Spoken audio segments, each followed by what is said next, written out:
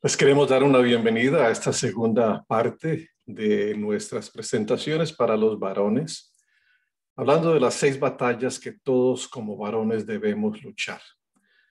Y en la sesión anterior hablamos de la primera batalla, la lucha por tu identidad, perdón. La segunda batalla, la lucha por la santidad personal. Y en esta ocasión, la batalla número 3, la lucha por tu familia. Según el grupo de investigación de Barna, aquí en los Estados Unidos, aquellos que profesan ser cristianos tienen las mismas probabilidades de divorciarse que los incrédulos. No le podemos echar toda la culpa al uno o al otro, pero un factor importante en el fracaso de los matrimonios es la pasividad de los hombres. Esta realidad es tanto una buena como una mala noticia. Las buenas nuevas es que la decisión de un esposo de ser el líder espiritual y brindarle a su esposa sustento emocional puede infundir vitalidad al matrimonio. Pero por otro lado, las malas nuevas es que los hombres pasivos no suelen actuar hasta que una explosión matrimonial le llama su atención y entonces a menudo es demasiado tarde.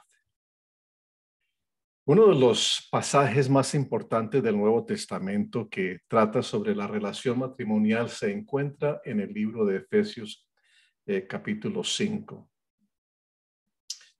No podemos tomarnos el tiempo para examinar todo el pasaje desde el versículo 21 hasta el 33. Solo me gustaría que observáramos, estudiáramos, contempláramos 2 versículos. Efesios capítulo 5 y versículos 25 y 26. Ahí dice Pablo las siguientes palabras. Maridos, amad a vuestras mujeres, así como Cristo amó a la iglesia y se dio a sí mismo por ella, para santificarla, habiéndola purificado por el lavamiento del agua con la palabra. Hay 3 puntos muy importantes que debemos aprender de las palabras de Pablo a la iglesia en Éfeso. Primero que todo dice, maridos, amad a vuestras mujeres, así como Cristo. Ese primer punto se encuentra en esas primeras 20 palabras del versículo 25. Las palabras simplemente dicen, maridos, amen a sus mujeres, así como Cristo amó a la iglesia y se entregó a sí mismo por ella. Yo quiero que te tomes un tiempo todos los días para escuchar a tu esposa con toda atención. Ora con ella todos los días. Demuéstrale afecto sin interés sexual todos los días. Hay días que puede demostrarles interés, pero que no sea todos los días, pero demuéstrale afecto, cariño. Tómela de la mano, pásele el brazo por sus hombros, dele un beso, abrácela. No con intenciones sexuales, sino simplemente por ser cariñoso. Tu amor afectivo, tu amor activo y tu liderazgo son las claves para tener una esposa feliz y un matrimonio satisfactorio. Tu matrimonio prosperará si eliges conscientemente amar a tu esposa así como Cristo amó a la iglesia y antepones sus necesidades a las tuyas a diario. Si eres soltero, esta verdad te prepara para el matrimonio. Tengamos esas palabras en cuenta. Maridos, amad a vuestras mujeres así como Cristo. Pregúntense o pregúntate,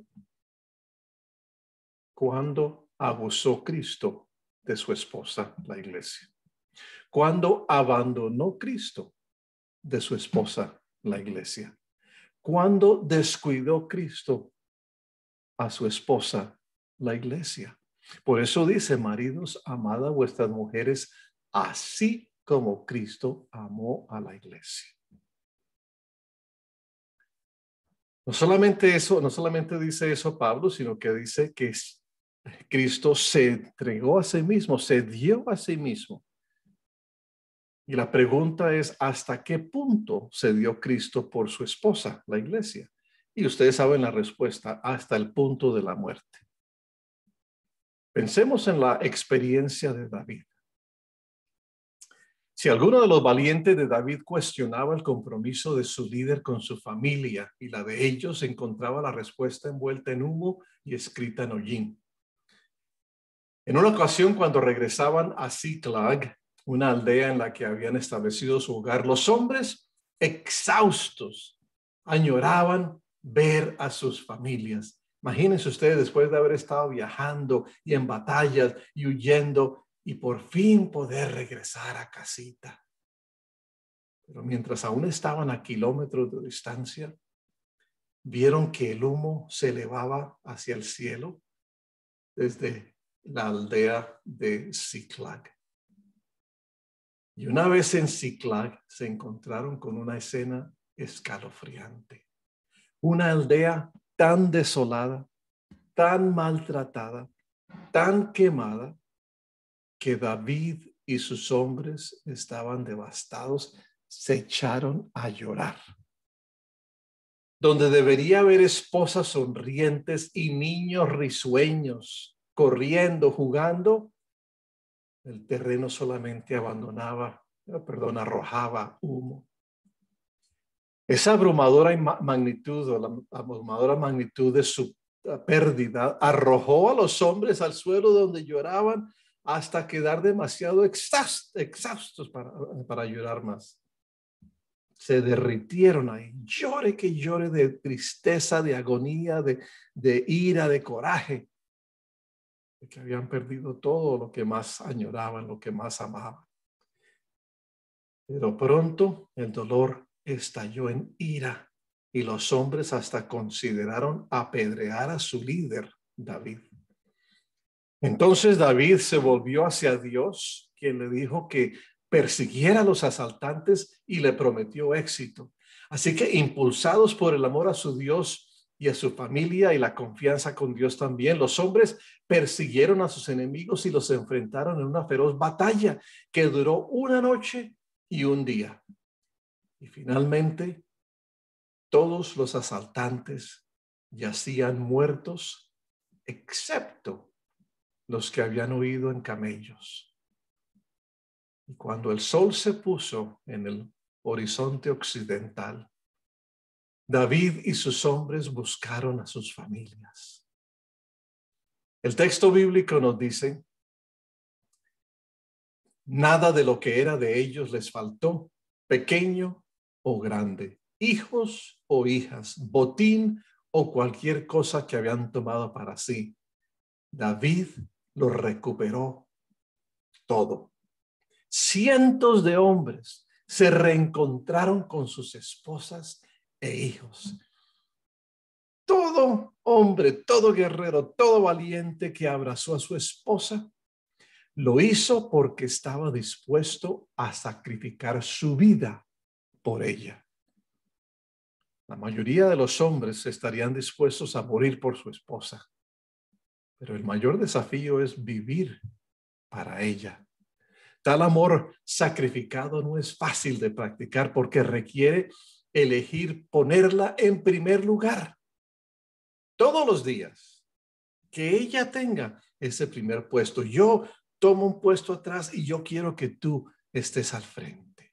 Esa es sin duda la razón por la que el apóstol Pedro le dijo a los esposos que vivieran con sus esposas de manera comprensiva y las trataran con honor. Primera de Pedro, capítulo 3 y versículo 7.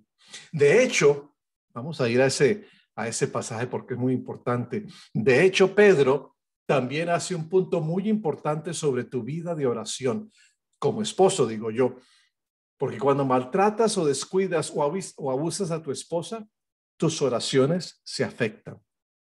Leamos las palabras. Primera de Pedro, capítulo 3 y versículo 7, Pedro dice, y vosotros maridos igualmente, convivid de manera comprensiva con vuestras mujeres, como un vaso más frágil, puesto que es mujer, dándole honor como coheredera de la gracia de la vida. Póngale cuidado, para que vuestras oraciones no sean estorbadas.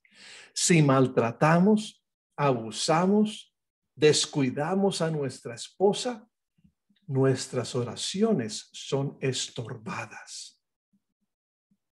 Me parece que, por lo que escribe Pedro, que cuando yo no soy un esposo cariñoso, comprensivo, cuidadoso, amable con mi esposa, mi vida de oración sufre. Puedo ir tan lejos como para decir que mis oraciones no llegan muy lejos. Eso es lo que nos está diciendo Pedro. Así que no solamente cuando yo soy abusivo, cuando desamparo a mi esposa, cuando la abandono, cuando la descuido, no solamente afecta esa situación a ella, sino que me afecta espiritualmente a mí. Dios quiere que tú tengas una idea de la forma en que tu esposa piensa y siente para que pueda ser consciente de sus necesidades y satisfacerlas. Entonces, si te preguntas, ¿qué tan bien estoy desempeñando mi papel como esposo? Hazte estas preguntas, o mejor, hazle estas preguntas a tu esposa. Dile con franqueza, yo quiero que me digas, ¿tú sientes que te presto toda mi atención cuando tú me hablas?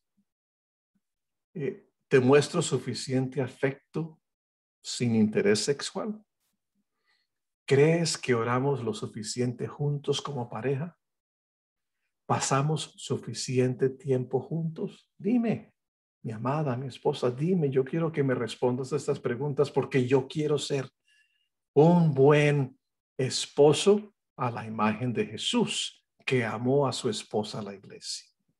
Tal amor sacrificial tiene un propósito elevado, que es el tercer punto de Efesios capítulo 5 y versículos 25 y 26.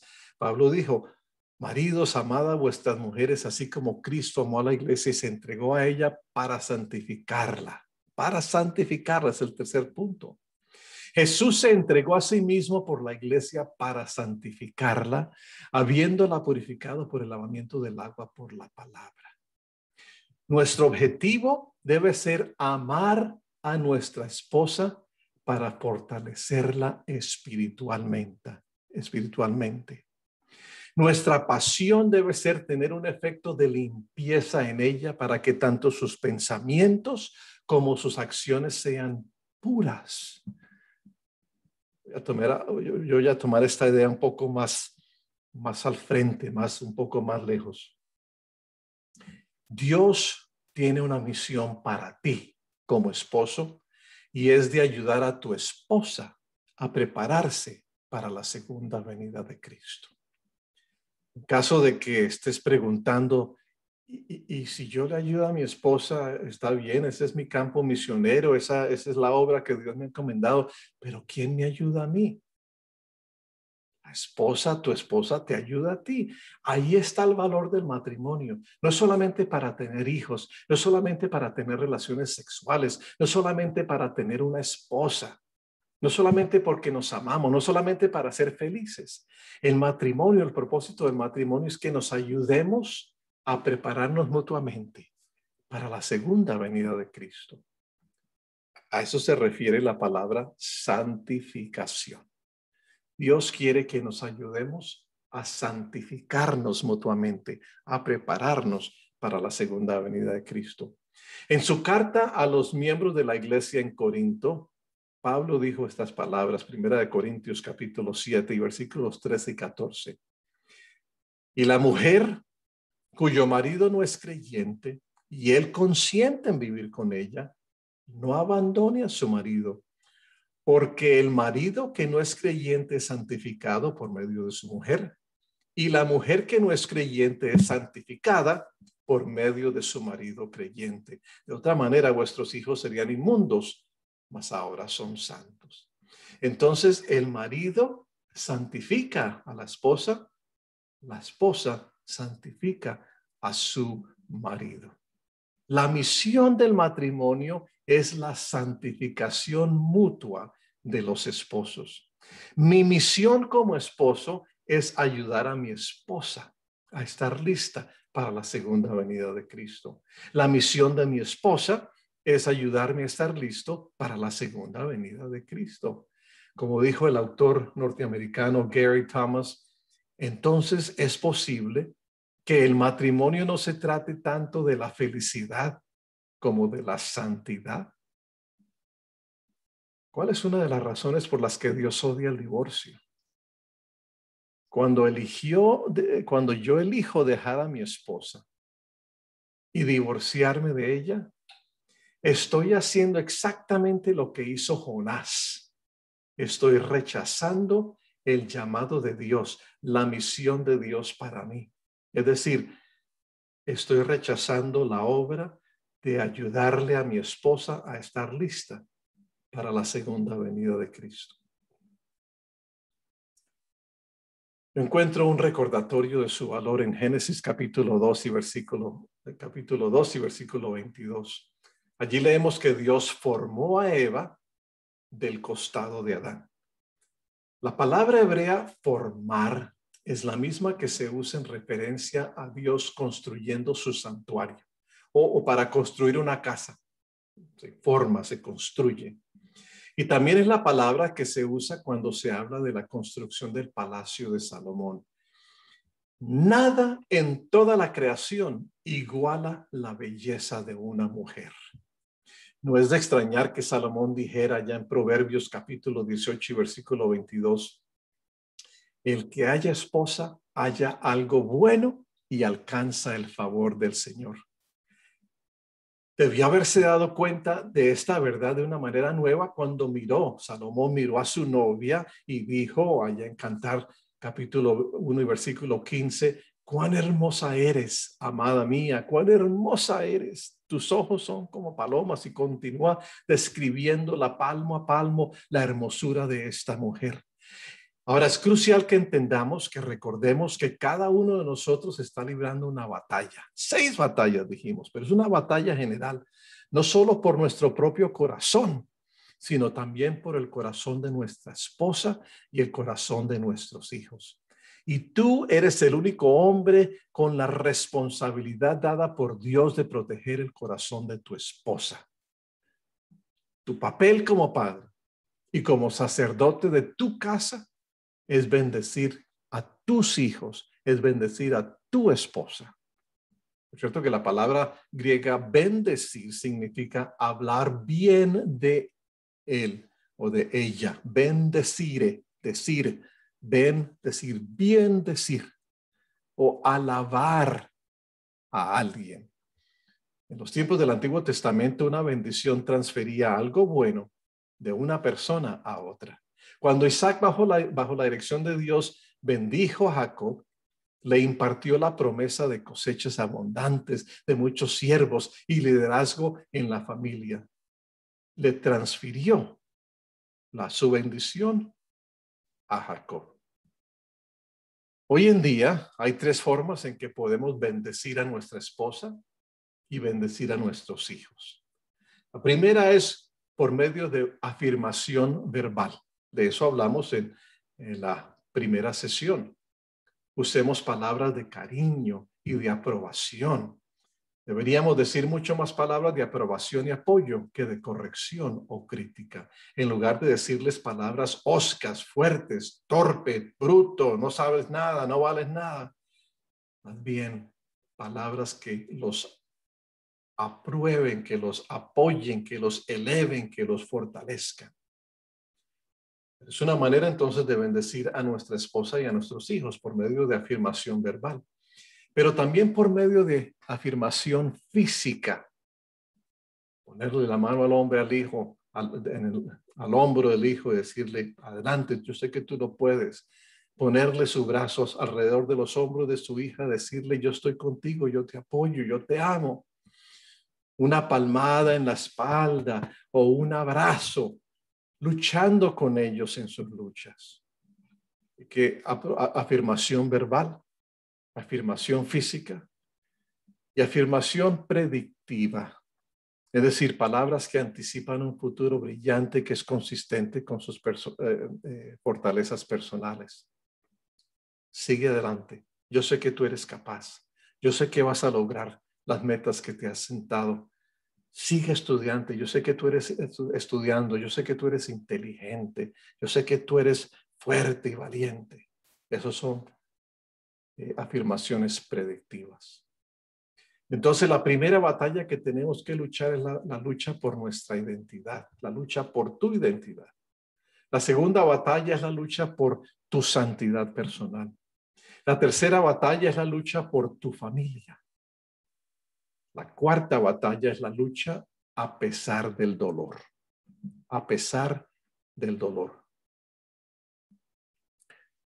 Es una verdad fundamental que somos más vulnerables al pecado durante los periodos de dolor físico o emocional. Si estás aburrido, deprimido, desanimado o simplemente cansado, es probable que busques algo que cree un cambio de ambiente, un cambio de humor, algo que te haga sentir mejor. Yo tengo un pastor amigo, ahorita mismo no está como pastor, pero fue pastor, pero tenía una adicción a la pornografía. Dejó de ser pastor, tuvo consejería matrimonial también, y su matrimonio fue salvado. Pero él dejó su trabajo como pastor, trabaja para una agencia cristiana, una organización cristiana muy grande, muy reconocida, y él habla con regularidad, hace presentaciones acerca de su adicción a la pornografía y cómo evitarla o cómo lidiar con ella. Y él usa 4 palabras. En inglés tiene más sentido, en el español no se puede hacer una palabra que se forme de estas 4 palabras, pero él dice que tengamos cuidado de 4 cosas que nos pueden servir como una trampa para caer en la pornografía. 4 cosas: cuando estás hambriento, cuando tienes coraje o ira o rabia, cuando estás solo, cuando estás cansado. Hambre, coraje, soledad, cansancio. Precisamente en esos momentos la batalla espiritual es más intensa y necesitas una estrategia que te permita luchar contra el dolor, así como lo hizo uno de los valientes de David durante la batalla antigua. Esa batalla está descrita en 2 de Samuel capítulo 23, que es el capítulo que hemos estado analizando. En 2 de Samuel capítulo 23 y versículos 9 al 10, nos cuenta de una pelea que no fue una pelea de 10 asaltos, como las peleas de boxeo. No hubo campana al final de los 3 minutos para que todos pudieran descansar. Esto es lo que dice el escritor de 2 de Samuel capítulo 23 y versículos 9 y 10. Eleazar, hijo de Dodo Ahoita, uno de los 3 valientes que estaban con David, cuando desafiaron a los filisteos que se habían reunido allí para la batalla y se habían retirado los hombres de Israel, él se levantó e hirió a los filisteos hasta que su mano se cansó y se quedó pegada a la espada. Aquel día el Señor concedió una gran victoria. El pueblo volvió en pos de él, pero solo para despojar a los muertos. Los israelitas y los filisteos se peleaban entre sí con espadas y lanzas, pero sintiendo que la marea se volvió contra ellos, los israelitas se retiraron. Pero hubo un hombre, uno de esos valientes, Eleazar. Él se negó a salir corriendo. Agarrando su espada, la meneó como una bestia salvaje de izquierda a derecha, abajo, arriba. El enemigo continuó avanzando y él continuó derribándolos. Las piernas y los brazos de Eleazar ardían con el ácido láctico que corría por sus venas. Estaba por rendirse, pero seguía luchando. El texto bíblico dice que su mano se cansó y se quedó pegada a la espada. La aferró con tal fuerza por tanto tiempo que la espada, el mango de la espada se le quedó pegado a su mano. Su coraje y su fuerza reanimaron al resto de la gente, quien lo siguió y recogió el botín del ejército filisteo que cayó. Pero a diferencia del resto de los hombres involucrados en la batalla, Eleazar no se retiró. Se negó a ponerle cuidado a su propio temor y su dolor. Más bien luchó a pesar de su dolor. Yo estoy convencido de que si vamos a ganar la guerra por nuestro corazón, debemos comprender nuestro dolor y tener una estrategia para luchar contra él de manera efectiva. Cuando nos golpea una crisis, debemos entrar mejor en una relación más profunda con Dios y entendernos a nosotros mismos también. Estamos a veces tentados a ignorar el dolor, a reprimirlo o a amortiguarlo. Lo amortiguamos con alcohol, con drogas, con sexo, con comida, con trabajo. Más bien, debemos enfrentar el dolor, comprenderlo y luchar contra el dolor. En la leyenda de la búsqueda del Santo Grial, el cuento clásico del heroísmo masculino, se nos dice que cuando los caballeros de la mesa redonda partieron, cada uno entró en un bosque en el lugar más oscuro y forjó un camino donde ningún otro había estado antes. Es que la fortaleza masculina aumenta solo cuando encontramos un camino de la oscuridad emocional a la luz. En esas ocasiones, debes pensar detenidamente qué causó tu dolor y luego considerar si apaciguando el dolor a través de acciones pecaminosas reemplaza la pérdida. Por supuesto que no.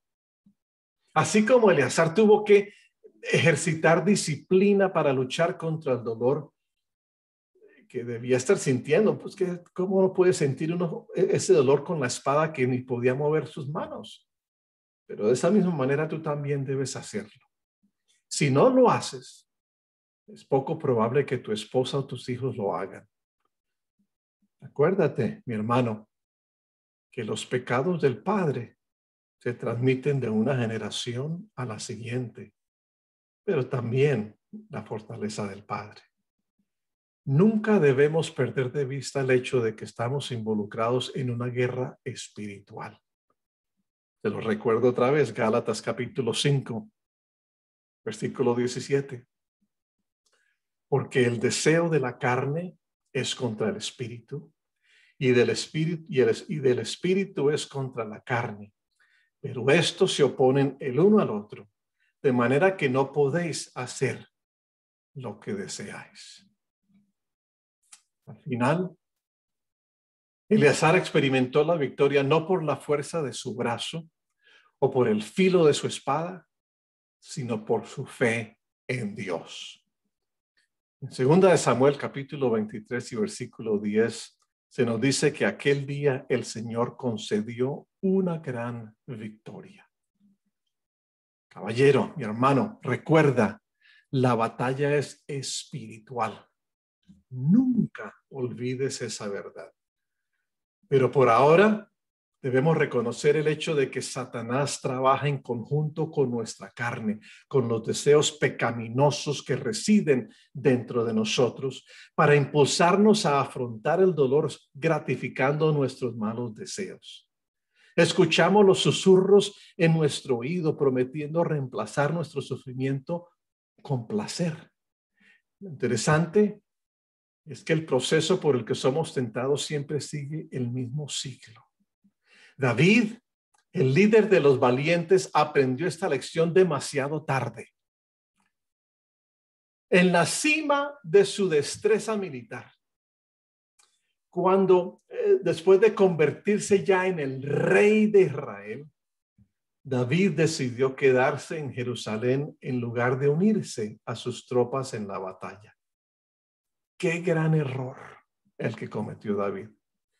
El texto bíblico nos dice, en 2 Samuel capítulo 11 y versículo 2, que al atardecer David se levantó de su lecho y paseaba por el terrado de la casa del rey, y desde el terrado vio a una mujer que se estaba bañando, y la mujer era de aspecto muy hermoso. Esas tres frases desencadenan una serie de preguntas, para mí por lo menos. ¿Será que había visto David a la mujer antes? ¿Será que es por eso que se quedó en casa en lugar de salir a la batalla? ¿Será que se quedó ahí un buen tiempo disfrutando de la belleza de esta mujer? Ahora recuerda, estamos hablando del rey David.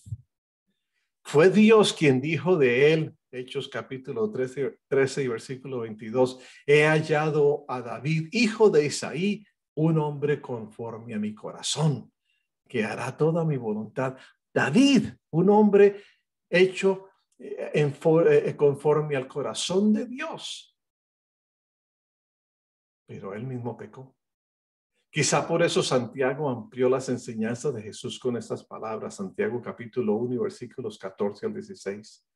Sino que cada uno es tentado cuando es llevado y seducido por su propia pasión. Después, cuando la pasión ha concebido, da a luz el pecado. Y cuando el pecado es consumado, engendra la muerte. Amados hermanos míos, no os engañéis. Yo quiero que piensen en este ciclo del pecado. ¿Cómo es que sucede? Primero, si hacen una vuelta como un reloj allá a las 12 de la noche, digamos, o a las 12 del día, es la primera etapa. Es la tentación o la seducción. Se despierta el apetito por la carne. Pocos hombres piadosos dan precipitadamente el salto mortal de ver a una mujer desnuda a seducirla. Eso no sucede de un solo salto, sino que hay un tiempo, se procesan los pensamientos, los deseos, hasta que llegan desde simplemente sentir una atracción a tratar de seducirla. Por eso es crucial que rompamos el ciclo en la primera etapa, antes de que el deseo pueda echar raíces en nuestro corazón. No es de extrañar que Salomón dijera, Proverbios 4:23, con toda diligencia guarda tu corazón, porque de él brotan los manantiales de la vida. Yo tengo un amigo que fue homosexual, gay. Y por cierto, dense cuenta que digo no que es, sino que fue. Ya no lo es.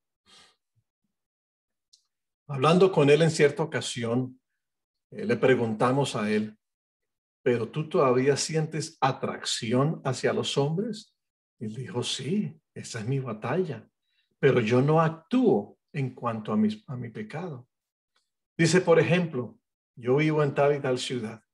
En el verano salen los hombres a correr escasamente usando la pantaloneta, ni siquiera usan playera o camiseta, sino simplemente una pantaloneta. Y yo voy caminando tranquilo y pasa uno de estos hombres y yo tengo que inclinar mi rostro y decir, Señor, por favor, ayúdame a vencer la tentación. Yo admiro a mi amigo, porque nosotros como hombres actuamos de manera diferente. Yo no soy homosexual, yo no soy gay, yo no siento atracción hacia los hombres. Yo soy heterosexual, es decir, me atraen las mujeres. Entonces yo salgo a caminar en la misma ciudad o en cualquier parte del mundo. Salgo a caminar en el verano y no pasa un hombre, pasan hombres y a mí qué me importa. Pero pasa una señorita vestida con pantalonetica y escasamente una blusita cortica. ¿Y qué hace uno como hombre? Se queda mirándola. Mientras que más bien debiéramos seguir el ejemplo de mi amigo e inclinar el rostro y decir, Señor, ayúdame a vencer la tentación. Como guerreros espirituales, sabemos que el campo de batalla es nuestra mente. Es un campo fértil con una puerta de acero que solo nosotros podemos proteger. Por eso Pablo dijo en Filipenses capítulo 4 y versículo 8, por lo demás, hermanos, todo lo que es verdadero, todo lo que es digno, todo lo que es justo, todo lo que es puro, todo lo que es amable, todo lo que es honorable, si hay alguna virtud o algo que merece elogio, en esto meditad. Entonces, la primera etapa es cuando está la tentación, se presenta la tentación. La tentación no es pecado.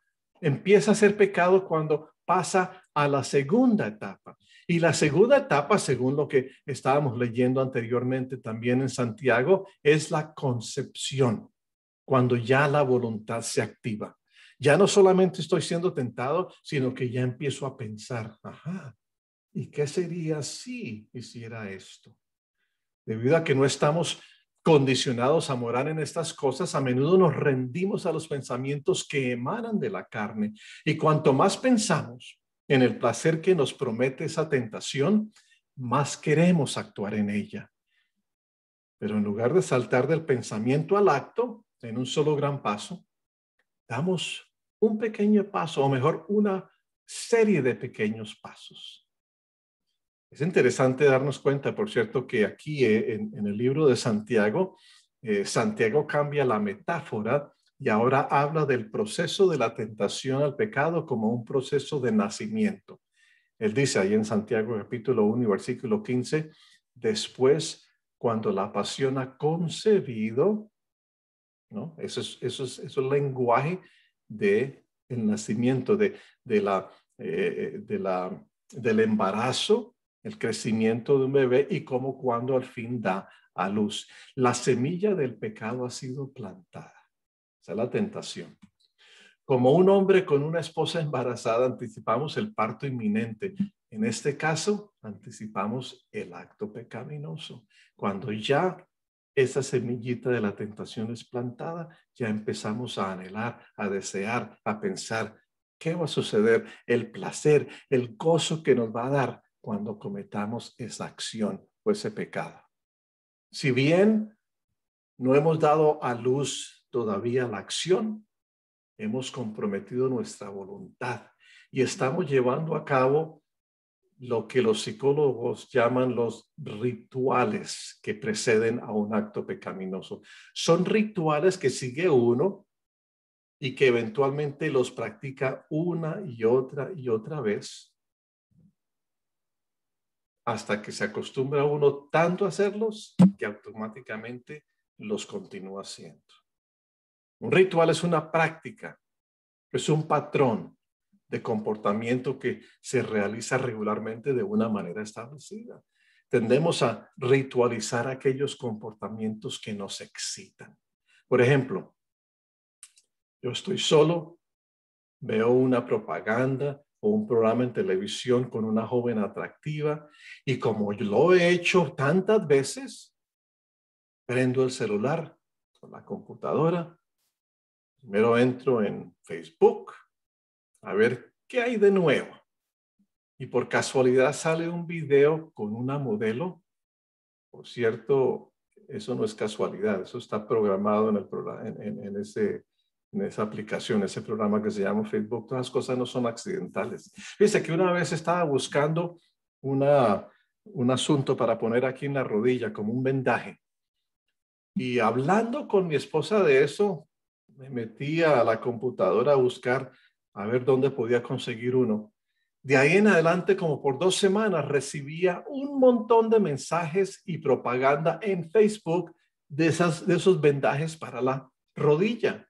Así que eso no es accidental. Cuando yo me meto a Facebook y veo una foto de una mujer, una señorita, una modelo, lo que sea, inmediatamente empiezan a salir un montón de imágenes de otras parecidas o peores, porque ya el programa está precisamente establecido, está escrito de tal manera que quieren atraparnos para seguir viendo lo que nos están ofreciendo. Entonces, yo veo ese video y ese video me lleva a otro y a otro, y la tentación ya se ha convertido en el ritual que me lleva paso a paso a cometer el pecado. Y luego de haber caído en el pecado, me siento horrible. Es más, me siento tan mal que trato de medicar mi pecado, de medicar mis acciones, de medicar mis sentimientos, buscando la forma de sentirme mejor, cometiendo pecado otra vez. Es como una medicina emocional y es volver a tomar los mismos pasos. Por eso es que se convierte en rituales, porque de la tentación al pecado llegué y como me siento mal, la manera de sentirme mejor es volver a cometer el pecado, pero entonces me siento mal otra vez, vuelvo a cometer el pecado, me siento mal, entonces busco la manera de sentirme mejor y se convierte en un ritual, se convierte en un hábito, se convierte en una adicción. Así poco a poco este proceso se convierte de tentación a hábito a adicción. Por eso es que nada es más importante para un hombre que quiera ganar la batalla por su corazón que identificar los rituales que preceden a un episodio de manifestación del pecado. Usted ya sabe que cuando usted prende el celular, está solo y se mete a Facebook, está solo, usted ya sabe que meterse a Facebook, y estoy usando Facebook como ejemplo, si se meten a una página en el internet o lo que hagan, ustedes saben qué es lo que hacen, pero saben que si entran a esa página o entran a ese programa, lo más posible es que van a llegar allá. ¿Cómo puede evitar eso? No entre a la página, no entre a ese programa.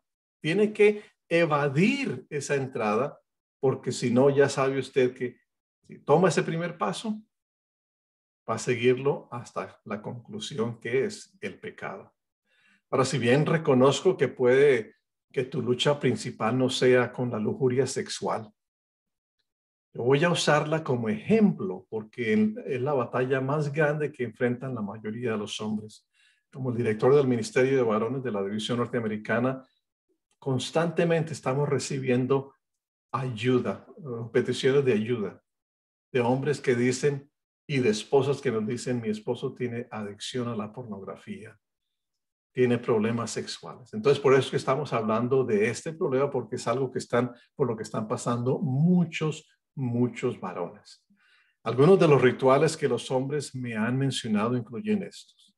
Dicen que se ponen a mirar imágenes eróticas en tiendas de videos. Ya están mirando las imágenes, inmediatamente esa imagen se les queda grabada y cuando se les presenta la oportunidad, las buscan en el internet.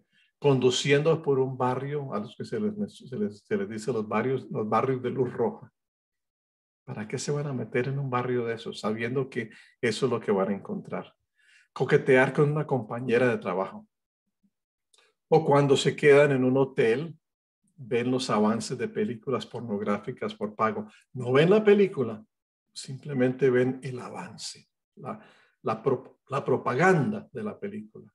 O buscar los anuncios personales en el periódico, es decir, los anuncios donde la gente está buscando pareja. ¿Para qué meterse en eso? Si ya tiene su pareja, si ya tiene a su esposa, ¿para qué estar buscando algo con alguna otra persona? Cada uno de nosotros tenemos rituales específicos para nosotros. Ganar la batalla por tu corazón exige que elimines todos estos rituales. Y para hacerlo, tienes que hacer una lista de los rituales que conducen a tu comportamiento destructivo. ¿Cuáles son los pasos que tú has tomado? Piénsalo, a ver, ¿qué es lo que hago yo? Yo generalmente hago esto y de esto pasa aquello y de aquello pasa lo otro y de lo otro llego aquí. Escríbelos porque es importante que los identifiques. Probablemente no te resulte difícil identificarlos. Piensa en la última vez que caíste en tu tarea de mayor debilidad, en tu área de mayor debilidad, e identifica el comportamiento que precedió a tu caída. Y una vez que hayas hecho esa lista, define y decide lo que debes hacer para eliminar cada ritual y deshacerte de él como si fuera residuo radioactivo. Yo aprendí que aunque no siempre puedo controlar mis deseos, por lo general puedo controlar mi entorno. Entonces, la primera etapa dijimos que es la tentación. Luego viene la concepción. cuando ya actuamos en la tentación. La tercera etapa es el nacimiento, es decir, el pecado lo cometemos. Pasamos por los rituales, caímos, cometemos el pecado. La cuarta etapa es la muerte, porque es cuando se quebranta la relación con Dios y con los demás. David, uno de los hombres más piadosos del Antiguo Testamento, cometió un asesinato para cubrir su pecado de abuso sexual con Betsabé, como veremos a continuación, por cierto. Y lleno de vergüenza y desesperación, huyó de Dios durante un año. Se apartó de Dios el rey David, quien fue hecho a la imagen del corazón de Dios. Más tarde, su amado hijo Absalón sedujo públicamente a las esposas del rey en el techo del palacio. Lo que David había hecho en privado, Absalón lo hizo en público. La noche en que David entregó su corazón al enemigo, también puso en peligro el corazón de su hijo Absalón. La primera batalla que debemos luchar es la batalla por tu identidad. La segunda batalla es la lucha por tu santidad personal. La tercera batalla es la lucha por tu familia. La cuarta batalla es la lucha a pesar del dolor. En la próxima ocasión, no solamente continuamos, sino que terminaremos esta serie de las 6 batallas. Pero tengamos en cuenta las 4 que ya hemos mencionado y tomemos los pasos necesarios para luchar para ganar. Tal vez no podemos luchar solos porque ya nos dimos cuenta que hemos sido vencidos muchas veces. Así que busquemos la ayuda de Dios y busquemos la ayuda de otros varones que nos ayuden en esa lucha para que salgamos victoriosos. Oremos. Querido Señor, el ejemplo de David debe ser ejemplo para nosotros, porque él, siendo rey y profeta, alguien que debiera haber seguido tus pasos en todo sentido, aún así cayó, y de la manera más fuerte y fea, por medio del acoso sexual, del adulterio y del asesinato. Te pido, Señor, que nos ayudes a identificar los pasos que tomamos nosotros para caer y que así podamos tomar los pasos opuestos para no caer. Ayúdanos, Señor, en estas 4 batallas que hemos hablado, que hemos mencionado, no solamente por nosotros, Señor, sino por nuestras esposas, por nuestros hijos, por nuestras familias. Ayúdanos, Señor, a ser vencedores. Te lo pedimos en el nombre de Cristo Jesús. Amén. Nos vemos entonces en la próxima ocasión cuando terminaremos esta serie del Ministerio de Varones. Dios los bendiga.